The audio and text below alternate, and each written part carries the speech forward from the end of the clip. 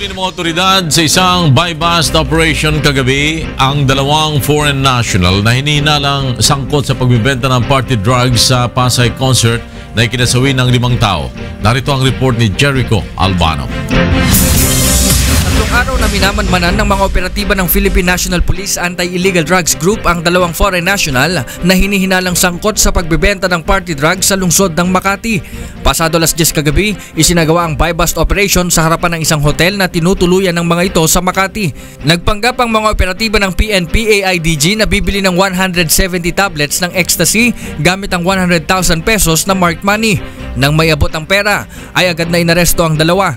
Kinilalang mga nadakip na sina Jeremy Eaton, isang Canadian, at Damien Berg na isa namang Australian.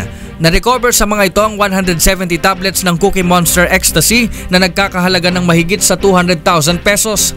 Sinabi naman nila kasama sila doon sa grupo na unang nahuli ng NBI.